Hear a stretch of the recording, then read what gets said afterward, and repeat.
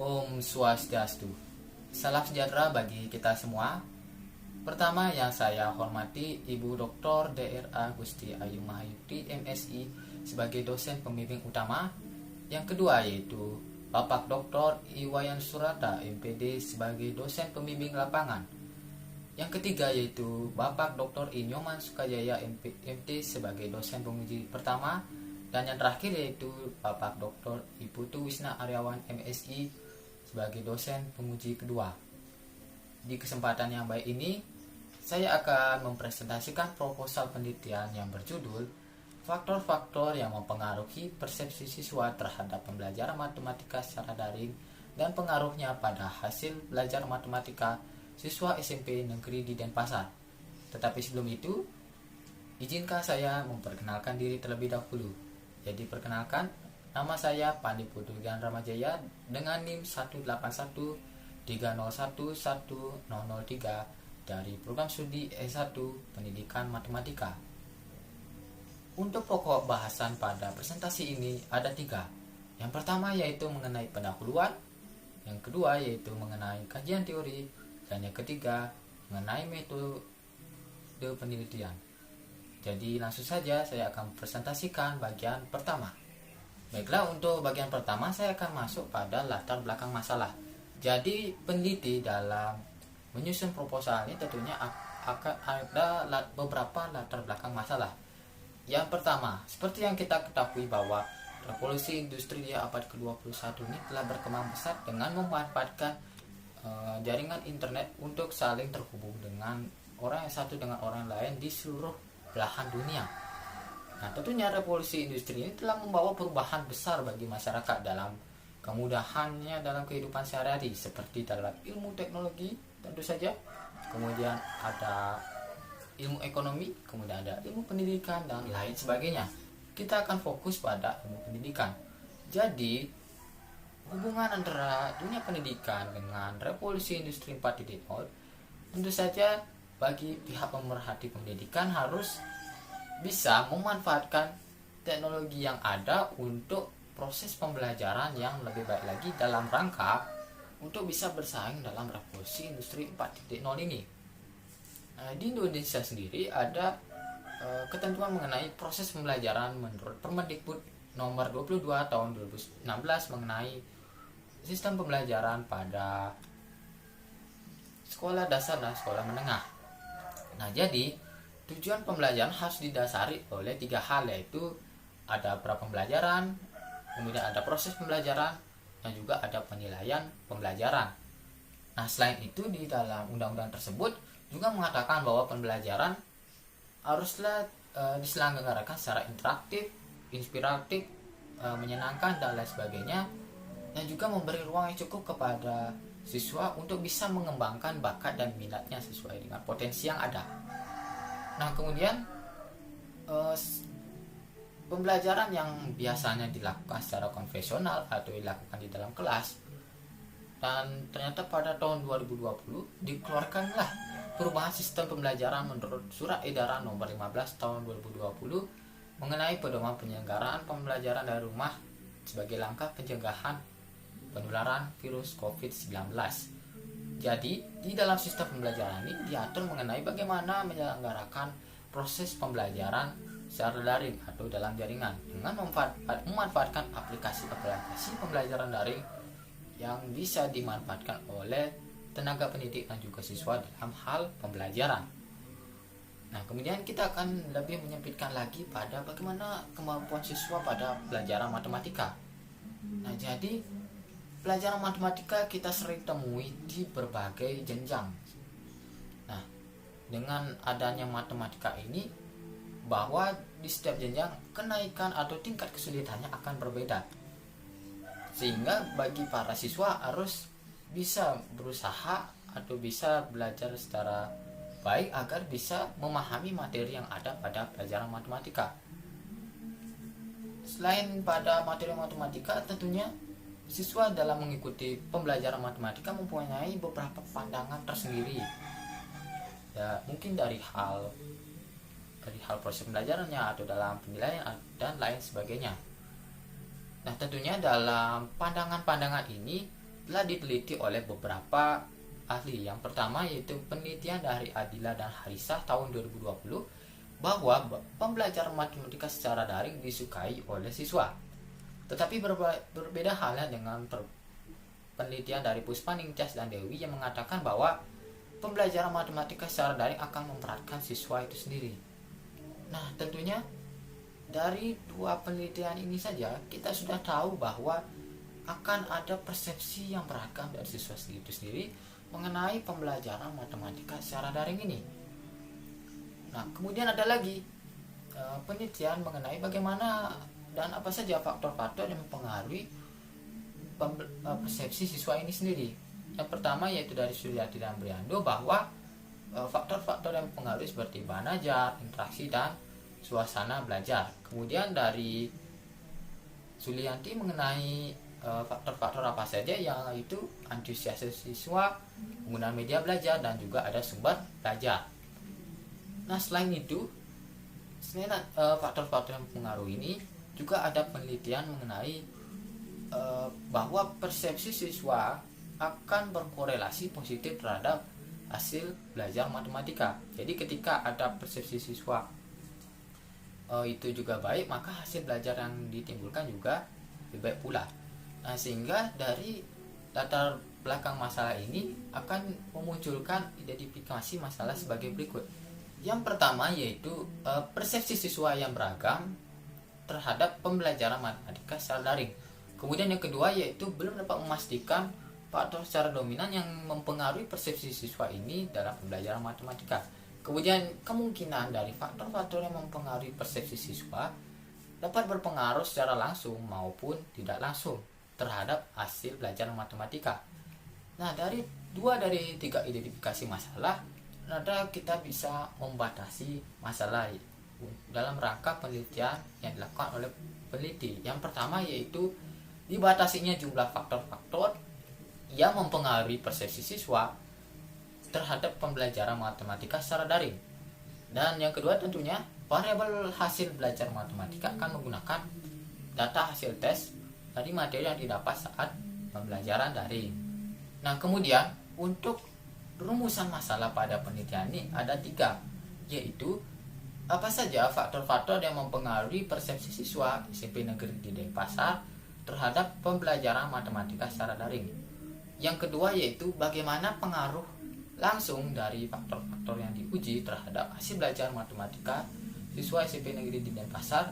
Dan yang ketiga yaitu pengaruh tidak langsung dari faktor-faktor yang diuji terhadap hasil belajar matematika siswa SMP Negeri di Denpasar. Nah, dari 3 rumusan masalah ini akan ada 3 tujuan penelitian. Dari rumusan masalah pertama memiliki tujuan penelitian yaitu untuk mengkaji faktor-faktor yang mempengaruhi persepsi siswa. Kemudian yang kedua yaitu mendeskripsikan pengaruh langsung dari faktor-faktor ini terhadap hasil belajar siswa. Dan yang ketiga yaitu mendeskripsikan pengaruh tidak langsung dari faktor-faktor yang diuji terhadap hasil belajar matematika siswa. Nah, saya akan lanjutkan mengenai manfaat penelitian ini. Yang pertama yaitu dari segi teoritis. Dari segi teoritis yaitu dapat menambah pengetahuan baru mengenai bagaimana menganalisa variabel-variabel yang diteliti dan memberi informasi baru kepada para pembaca mengenai bagaimana faktor-faktor yang mempengaruhi persepsi ini. Kemudian dalam segi praktis akan sangat berguna bagi siswa dalam memberikan pendapat bagaimana persepsi atau pandangan terhadap pembelajaran matematika. Kemudian dari bagi guru juga dapat mengetahui bagaimana faktor-faktor yang mempengaruhi persepsi ini sehingga dapat diperbaiki sebagai bahan evaluasi dalam pembelajaran. Kemudian bagi pihak pemerhati pendidikan seperti pihak sekolah, bagi pihak lembaga pendidikan juga dapat digunakan sebagai kajian penelitian baru mengenai faktor-faktor yang mempengaruhi persepsi siswa ini. Dan kemudian yang keempat bagi penulis juga dapat digunakan sebagai hasil penelitiannya dalam bentuk skripsi yang sejatinya merupakan tugas dari mata kuliah pada tugas mata kuliah yang terakhir, yaitu bagi pembaca dapat sebagai referensi ketika ingin melakukan penelitian yang serupa. Nah, itulah bagian pertama mengenai pendahuluan. Kemudian saya akan lanjut pada bagian kedua mengenai kajian teori. Nah, jadi ada beberapa kajian teori yang berkaitan dengan proposal penelitian yang dilakukan oleh peneliti. Yang pertama yaitu mengenai persepsi. Nah, jadi kita harus ketahui apa itu persepsi. Nah, jadi persepsi merupakan proses yang dilakukan individu dalam memahami objek-objek di lingkungannya untuk mengolah, mengatur, dan menginterpretasikan kesan-kesan indera untuk memberi makna pada lingkungannya. Nah, jadi di dalam persepsi ini tentunya setiap individu harus menyadari, melakukan hal sadar dalam memahami objek-objeknya dengan panca indera yang dimilikinya. Kemudian dari proses-proses sampai pada memberikan pengertian dari objek yang diamati dengan menggunakan panca indera. Nah, tentunya dalam persepsi yang berbeda di setiap individu akan ada faktor-faktor yang mempengaruhi terjadinya persepsi. Yang pertama yaitu adanya faktor internal seperti pengalaman, kebutuhan, penilaian, atau pengharapan. Kemudian yang kedua yaitu faktor eksternal, yaitu dari luar individu seperti tampakan luar, sifat-sifat stimulus, dan situasi lingkungannya. Nah, bagaimana persepsi ini bisa terjadi? Ada 3 proses, yaitu menerima objek tentunya terlebih dahulu dengan panca indera, kemudian memahami objek di dalam otak, memahami objek di dalam otak untuk memberikan suatu pengertian dari objek yang ditentukan, kemudian menilai objek seperti memberikan argumen atau memberikan kesimpulan dan lain sebagainya. Nah, jadi itu mengenai persepsi. Yang kedua yaitu mengenai pembelajaran matematika secara daring. Nah, jadi kita harus ketahui apa itu pembelajaran ya. Jadi pembelajaran itu merupakan proses interaksi siswa dengan guru dan sumber belajar pada suatu lingkungan belajar. Jadi dengan adanya interaksi siswa dengan guru ini akan memicu terjadinya proses yang lebih baik lagi dalam perkembangan siswa ini. Ya. Kemudian bagaimana dengan tujuan pembelajaran matematika itu sendiri ya? Dalam matematika tentunya akan ada 4 tujuan. Yang pertama yaitu memahami, mendeskripsikan, dan menerapkan konsep-konsep yang ada pada matematika. Kemudian yang kedua yaitu menalar, mengembangkan, dan merumuskan argumen yang ditentukan. Kemudian yang ketiga yaitu memecahkan masalah dan menyelesaikan model-model yang berkaitan dengan matematika. Yang keempat yaitu mengkomunikasikan argumen, bisa dalam bentuk tulisan, dalam bentuk diagram, atau gambar-gambar ya. Nah, kemudian kalau secara daring ya berarti kan pembelajaran yang menggunakan jaringan internet untuk memunculkan berbagai jenis interaksi pembelajaran, dan itu semua bisa diatur oleh tenaga pendidik ya dalam kemudahan siswa ya. Nah, terkait dengan kemudahan siswa, nah jadi apa yang harus dibutuhkan siswa dalam ketika mengikuti pembelajaran daring? Jadi ada 3 ya. Yang pertama yaitu mengenai literasi informasi dan komunikasi, kemudian ada kemandirian, dan juga ada keterampilan dan berpikir kritis. Nah, saya akan lanjut pada kajian teori yang ketiga. Nah, ternyata kajian teori yang ketiga ini berasal dari kajian teori mengenai faktor-faktor terjadinya persepsi dan juga mengenai pembelajaran matematika secara daring. Jadi ada variabel-variabel yang mempengaruhi persepsi siswa ini terhadap pembelajaran matematika secara daring. Ada 5 yang dibatasi oleh peneliti, yaitu kebutuhan siswa, pengalaman belajar, harapan siswa, proses pembelajaran, dan fasilitas belajar siswa. Kemudian saya akan bahas mengenai hasil belajar. Jadi hasil belajar ya tentunya itu hasil berupa produk yang dihasilkan, bukan produk yang dihasilkan oleh individu sendiri. Bisa berupa model tindakan, nilai, kemudian pemahaman, sikap, kemudian keterampilan, dan lain sebagainya ya. Nah, dalam hasil belajar tentunya ada faktor-faktor yang dipengaruhinya ya, yang mempengaruhi hasil belajar. Ada faktor dalam diri seperti jasmania dan psikologi, mungkin seperti kebutuhan, kemudian pengalaman, minat, bakat, dan lain sebagainya. Kemudian ada juga faktor eksternal seperti dukungan dari keluarga, sekolah, dan juga masyarakat. Kemudian hasil belajar. Ya, jadi untuk hasil belajar ini tentunya kan harus butuh penilaian hasil belajar. Dalam menentukan penilaian hasil belajar matematika bisa menggunakan 3 alat. Yang pertama yaitu tes tertulis, kemudian ada tes lisan, dan juga ada penugasan. Nah, tentunya dalam penilaian ini didukung oleh ranah kognitif. Menurut Anderson yaitu ada 2, yaitu dalam ranah pengetahuan dan juga dalam ranah proses kognitif. Nah, saya akan lanjut mengenai penelitian yang relevan terhadap penelitian yang dilakukan oleh penulis. Nah, jadi yang pertama, penulis melakukan observasi, melihat pada penelitian dari Puspaningtyas dan Dewi. Ternyata bahwa variabel yang mempengaruhi persepsi siswa ini ada 3, yaitu teknis, proses, dan dukungan pembelajaran. Kemudian yang kedua yaitu penelitian dari Adila dan Harisa bahwa faktor-faktor yang mempengaruhi persepsi ini yaitu ketertarikan, motivasi, kepuasan, penilaian, dan tanggapan pembelajaran online.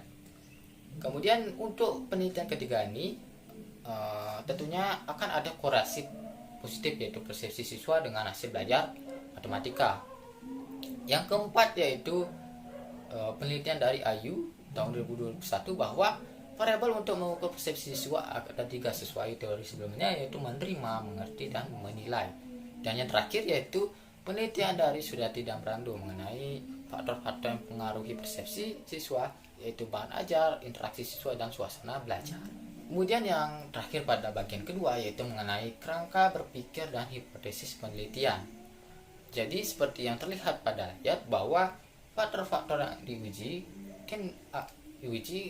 mungkin akan berpengaruh terhadap persepsi siswa terhadap pembelajaran matematika secara daring. Tentunya persepsi siswa ini mengaruh terhadap hasil belajar matematika. Dan ternyata dari faktor-faktor yang diuji juga kemungkinan akan mempengaruhi hasil belajar matematika.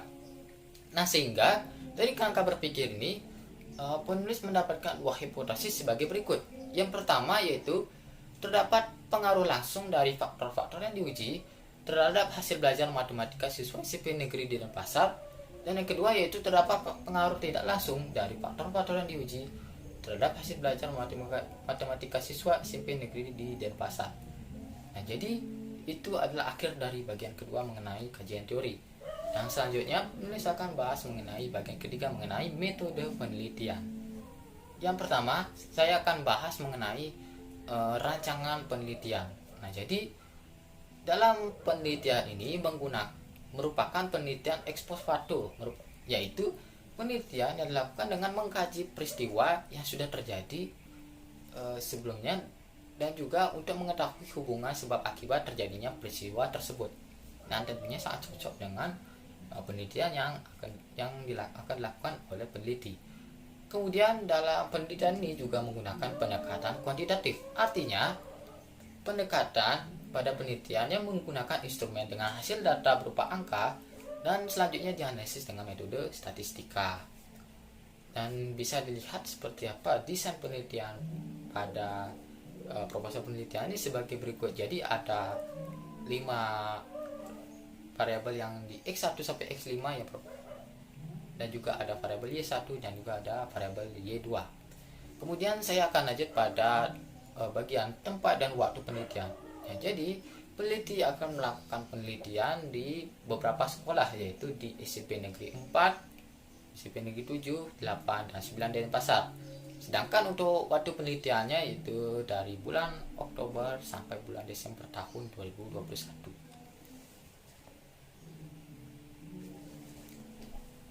Kemudian pada bagian ketiga mengenai jenis dan sumber data. Nah, menurut sifatnya, jadi jenis data yang digunakan oleh peneliti yaitu mengenai data kuantitatif, yaitu data yang berupa angka-angka. Kemudian yang untuk sumber datanya, yang pertama yaitu untuk data variabel yang dikaji oleh peneliti berasal dari angket dan juga tes hasil belajar. Kemudian bagaimana untuk data-data lain bisa dari dokumen sekolah dan juga dari data Dapodik mengenai populasi, sampel, dan lain sebagainya yang bersifat kuantitatif. Ya, bagian berikutnya yaitu mengenai variabel penelitian. Nah, ada 3 variabel yang digunakan oleh peneliti. Yang pertama yaitu variabel bebas. Jadi variabel bebas ini merupakan variabel yang akan mempengaruhi variabel terikatnya. Jadi ada 5 variabel bebas, yaitu ada kebutuhan siswa, pengalaman belajar, harapan siswa, proses pembelajaran, dan fasilitas belajar siswa. Kemudian yang kedua yaitu variabel terikat. Jadi variabel terikat ini adalah variabel yang dipengaruhi oleh variabel bebasnya, yaitu hasil belajar matematika siswa. Dan yang ketiga yaitu variabel mediasi, yaitu variabel yang dapat menghubungkan hubungan sebab akibat, yaitu antara variabel bebas dan juga variabel terikat. Di variabel mediasi pada penelitian ini yaitu persepsi siswa terhadap pembelajaran matematika secara daring. Ya, jadi saya akan lanjut pada populasi dan sampel. Pertama, saya akan bahas mengenai populasi. Jadi sesuai dengan judul proposal yang saya ajukan, bahwa populasi pada penelitian ini yaitu saya batasi yaitu seluruh siswa kelas 8 SMP Negeri di Denpasar tahun ajaran 2001-2022 dengan total siswa yaitu sebanyak 5.503 siswa. Nah, karena jumlah populasi yang sangat besar ini, sehingga peneliti harus melakukan klaster dari berdasarkan wilayahnya. Teknik ini kita sebut dengan teknik cluster sampling, dengan melakukan pengelompokan berdasarkan kelompok-kelompok yang mungkin sejenis dan beberapa anggota-anggota dalam sampel yang mungkin sejenis dalam satu kelompok. Nah, sehingga saya mendapatkan teknik cluster sebagai berikut. Ada 4 wilayah kecamatan, yaitu Kecamatan Utara, Timur, Selatan, dan Barat. Nah, kemudian dari kelompok ini akan dipilih salah satu sekolah dari masing-masing kelompok ini, sehingga saya dapatkan untuk sekolah di bagian wilayah Kecamatan Denpasar Utara yaitu SMP 4, Kecamatan Denpasar Timur SMP 7, Denpasar Selatan SMP 8, dan Denpasar Barat yaitu SMP 9. Nah, untuk menentukan sampel peneliti menggunakan rumus Rufin seperti yang pada layar, sehingga total sampel yang ada pada penelitian ini sebanyak 320 siswa. Nah, kemudian untuk metode pengumpulan data akan ada 4. Yang pertama yaitu mengenai observasi. Jadi observasi dilakukan oleh peneliti secara langsung dengan menjajaki beberapa sekolah untuk mengumpulkan data-data yang terkait dengan seperti populasi, kemudian jumlah siswa yang ada di sana, dan lain sebagainya berhubungan dengan data kuantitatif. Kemudian yang kedua yaitu menggunakan kuesioner. Jadi kuesioner merupakan teknik pengumpulan data yang dilakukan dengan mengajukan pertanyaan atau pernyataan kepada responden yang harus dijawab sesuai dengan keadaan sebenarnya. Jadi kuesioner ini menggunakan skala Likert 5 poin. Yang ketiga yaitu dokumentasi. Jadi dokumentasi merupakan kegiatan metode pengumpulan data dengan mengumpulkan berbagai data untuk yang sebenarnya tujuannya untuk memberikan bukti bahwa penelitian ini benar-benar asli dilakukan oleh peneliti. Kemudian yang terakhir yaitu tes hasil belajar matematika untuk mengukur atau untuk mengkaji variabel hasil belajar matematika siswa.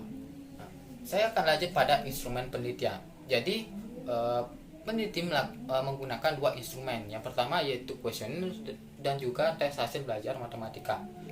Nah, di dalam kuesioner ini akan ada 6 jenis kuesioner sesuai dengan variabel-variabel yang dikaji oleh peneliti. Jadi seperti yang terlihat pada layar, jadi ada instrumen penelitian mengenai kebutuhan siswa. Menurut Abraham Maslow ada 5 indikator sebagai berikut: ada kebutuhan fisiologis, benar rasa aman, kasih sayang, harga diri, dan juga aktualisasi diri dengan jumlah pernyataan sebanyak 30 butir. Kemudian ada pengalaman belajar. Menurut Bolton ada indikator perubahan perilaku dan perubahan nilai dengan jumlah pernyataan sebanyak 15. Kemudian harapan siswa dengan jumlah pernyataan sebanyak 10 butir. Kemudian proses pembelajaran menurut surat edaran nomor 15 tahun 2020, ada pra pembelajaran, saat pembelajaran, dan usai pembelajaran sebanyak 30 butir pernyataan. Kemudian untuk fasilitas belajar siswa menurut Samir yaitu sarana dan prasarana dengan jumlah pernyataan sebagai 10 butir, dan juga tentunya ada persepsi siswa dengan jumlah pernyataan sebanyak 15 butir. Kemudian untuk tes hasil belajar matematika, penulis akan memberikan tes urian sebanyak 5 dengan materinya yaitu barisan dan deret serta koordinat kartesius kelas 8 SMP dengan menggunakan kurikulum 2013. Nah, setelah membuat kisi-kisi instrumen penelitian, maka penulis akan melakukan uji coba terlebih dahulu kepada responden, yaitu menetapkan 30 siswa SMP Negeri 2 Denpasar dan juga melakukan uji validitas dan reliabilitas setelah melakukan uji responden ini dalam rangka uji kualitas data uji coba ini dari instrumen, kuesioner, dan tes uraian, dan juga nantinya akan dinilai oleh 2 dosen pembimbing dan juga 3 guru matematika SMP pada uji validitas isi. Kemudian khusus untuk tes uraian akan ada uji kualitas data, yaitu pada tingkat kesukaran butir dan daya pembeda. Nah, setelah itu akan ada revisi instrumen dan hasil uji coba. Nah, setelah siap revisi instrumennya, maka instrumen siap digunakan dalam penelitian. Jadi untuk bagian terakhir yaitu mengenai teknik analisis data.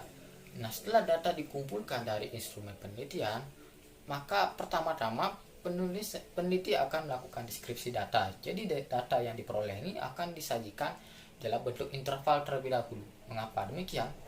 Karena peneliti akan menggunakan analisis jalur model trimming yang merupakan salah satu syarat.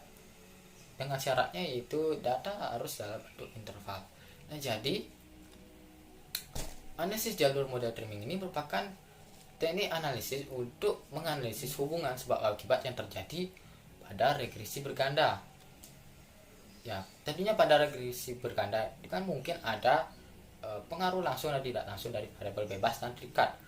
Tetapi dalam kasus ini model trimming berarti modelnya yang sudah kita tentukan ini dapat diperbaiki sesuai dengan tahap-tahapan yang ada pada dalam analisis jalur model trimming. Nah, saya akan bahas satu persatu seperti apa langkah-langkah dalam analisis ini. Yang pertama tentu saja ada uji asumsi. Ada 4, yaitu uji normalitas, kemudian uji multikolinearitas, kemudian linearitas, dan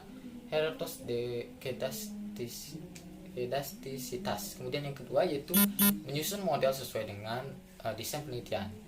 Nah, jadi model yang disajikan bisa dilihat pada layar. Jadi akan ada 2 model, yaitu pada struktur diagram jalur pertama dan struktur diagram jalur kedua.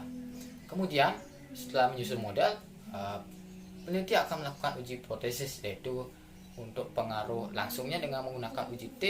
Kemudian untuk pengaruh tidak langsung menggunakan uji Sobel. Nah, dalam uji hipotesis ini akan membutuhkan beberapa kriteria, misalnya seperti menentukan koefisien antar variabel, kemudian koefisien jalur, dan lain sebagainya. Nah, setelah uji hipotesis akan ada uji kelayakan model yang seperti dari model yang telah kita susun. Nah, perlu diketahui dalam kelayakan model ini, jika tidak ada pengaruh pada suatu hipotesis pada kasus linear antara hubungan variabel bebas dengan variabel terikat secara individu, maka model pengaruh tersebut akan dihilangkan. Nah, setelah adanya uji kelayakan model, maka peneliti akan melakukan interpretasi model dari model-model yang mungkin akan hilang. Dan yang terakhir yaitu melakukan uji kesesuaian antar model. Tujuannya yaitu menguji apakah model yang diusulkan memiliki kesesuaian dengan data atau tidak. Nah, kita bisa gunakan koefisien Q untuk melihat apakah data ini model ini sesuai dengan data atau tidak. Dan kemudian bisa menggunakan mencari W hitung dan uji chi-square jika nilai koefisien Q-nya itu kurang dari 1. Nah, jadi sekian presentasi proposal penelitian ini, dan saya ucapkan Parama Santi. Om Santi Santi.